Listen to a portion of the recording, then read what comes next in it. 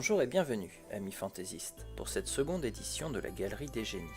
Aujourd'hui, le sujet choisi se rapproche de nous, non par son époque, mais par sa situation géographique.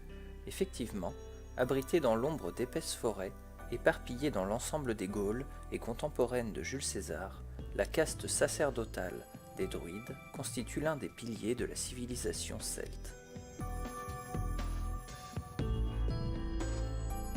Mandaté par le Sénat romain, Caius Julius César sera le premier à conquérir et unifier les Gaules.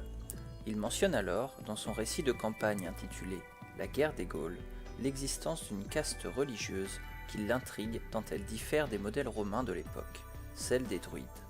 Il rapporte que ces derniers s'occupent des choses de la religion, président aux sacrifices publics et privés et règlent les pratiques religieuses. Il se livre à de nombreuses spéculations sur les astres et leurs mouvements, sur les dimensions du monde et celles de la terre, sur la nature des choses, sur la puissance des dieux et leurs attributions. Il ajoute que les druides tiennent des assises chaque année en un lieu consacré dans le pays des Carnutes, soit la région actuelle d'Orléans. Plus loin, il note que les dignitaires de cet ordre estiment que la religion ne permet pas de confier à l'écriture la matière de leur enseignement, parce qu'ils ne veulent pas que leur doctrine soit divulguée.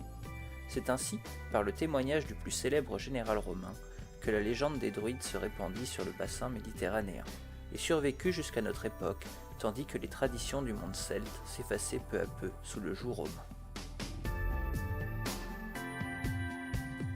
En plus du témoignage de César, un certain nombre de sources antiques confirmant le caractère initiatique et secret de l'enseignement druidique sont arrivées jusqu'à notre époque.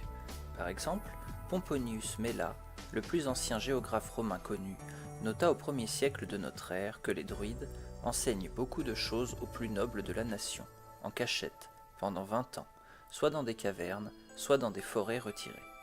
L'éducation druidique ne s'adresse en effet qu'à une minorité, même si de nombreux enfants devaient avoir accès à ces rudiments. Les plus chanceux d'entre eux pouvaient apprendre l'astronomie, servant à fixer le calendrier, la physiologie, regroupant les connaissances médicinales, et bien entendu la théologie. À ces matières principales venaient s'ajouter de nombreuses matières secondaires, telles que la poésie, la musique, l'architecture et l'histoire. L'ensemble de ces enseignements étant bien entendu dispensés oralement, l'apprentissage et la mémorisation étaient des processus très longs et ardus, destinés à former des hommes complets. Le terme de druide lui-même reflète la complexité de cette tâche, signifiant littéralement « très savant ». Cependant, les élèves qui réussissaient à terminer leur apprentissage étaient destinés à accomplir des tâches fondamentales au sein de la société celte, cette dernière étant organisée et hiérarchisée entièrement autour du sacré et de la caste des druides. Au sein de la caste sacerdotale des druides, dont les membres étaient vêtus de blanc, on pouvait distinguer 3 classes, strictement séparées et hiérarchisées. Les bardes, les vates et les druides à proprement parler, constituant le sommet de cette hiérarchie. Chacune de ces classes dispose de ses propres attributions et de son propre but au sein de la société celte. Les bardes sont les détenteurs de vastes connaissances orales, faisant d'eux des spécialistes d'un grand nombre de disciplines. Histoire, généalogie, mythes et légendes, musique et parfois aussi des savoirs techniques tels que la médecine, l'architecture, la diplomatie et la justice. Ils sont chargés de dispenser l'enseignement au plus grand nombre, parcourant les terres de village en village. Pour mener leur tâche à bien, ils ont dû mémoriser pendant de nombreuses années des centaines de récits et de poèmes. Les vates, quant à eux, sont versés dans la divination et la médecine. À la différence des bardes, ils maîtrisent l'écriture et savent lire les signes de la nature. Des sources antiques rapportent que le vate aurait été capable de connaître la maladie dont souffrait un homme en observant la fumée sortant de sa cheminée. Enfin, ceux que l'on appelle les druides théologiens opèrent au plus haut niveau. Outre leurs fonctions religieuses et culturelles, ils entretiennent des liens étroits avec le pouvoir. La société celte considérant que l'autorité du roi lui était confiée par les dieux, mais avec la bénédiction, le contrôle et le conseil des druides. Des siècles plus tard, les récits de la table ronde se feront les témoins de cette pratique, en la personne de Merlin, le druide ayant éduqué et désigné Arthur pour devenir roi d'Angleterre. Les Celtes vénèrent des dieux colériques, qu'il convient d'apaiser régulièrement par des sacrifices, que seuls les druides sont habilités à pratiquer. Afin d'obtenir leur protection, la nature des sacrifices varie, en fonction de la classe sociale de chacun. En effet, les prêtres réaliseront des sacrifices non sanglants, à l'inverse de la caste guerrière, tandis que les producteurs, qu'ils soient paysans ou artisans, offriront des végétaux et des liquides. Ce type d'offrande s'appelle alors une libation. Beaucoup d'encre a coulé sur les possibles sacrifices humains.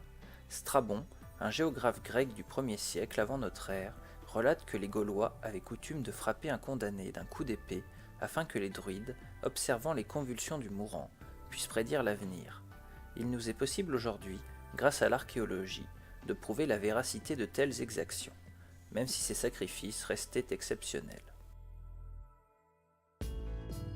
Les druides passent pour avoir été des experts dans les plantes médicinales, avec lesquelles ils confectionnaient toutes sortes de potions dont les secrets étaient jalousement gardés. La première d'entre elles étant le gui.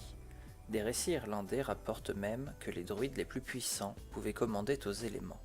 Entre légende et réalité, une chose est certaine, les druides présidaient aux fêtes religieuses du calendrier celtique, dont Samhain, qui célébrait le premier jour de l'année celte.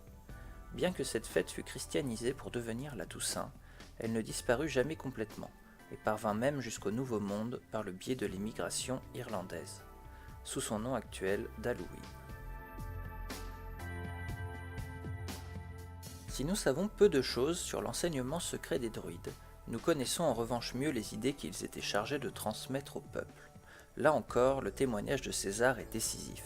Selon lui, les druides enseignent que les âmes ne périssent pas, mais passent après la mort d'un corps dans un autre. Cela leur semble particulièrement propre à exciter le courage en supprimant la peur de la mort.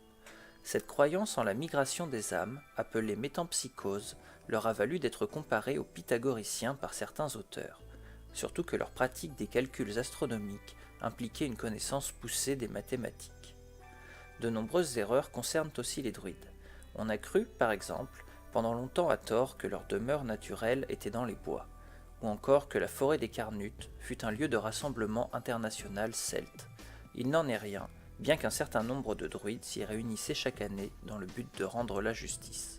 Enfin, il faut supprimer l'idée préconçue selon laquelle les druides officiaient à l'ombre des menhirs.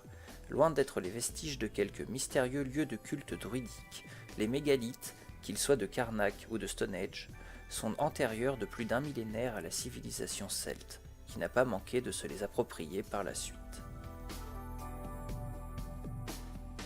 La romanisation, puis la christianisation eurent définitivement raison des druides, la nature orale de leur enseignement n'ayant pas permis sa transmission.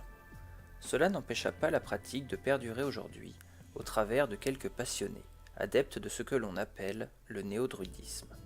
Ce courant remonte au début du XVIIIe siècle, lorsque l'anglais John Toland fonde à Londres l'Ancient Druid Order, qui prétend transmettre la tradition sacerdotale druidique dont quelques membres seraient parvenus à conserver le contenu essentiel par-delà les siècles.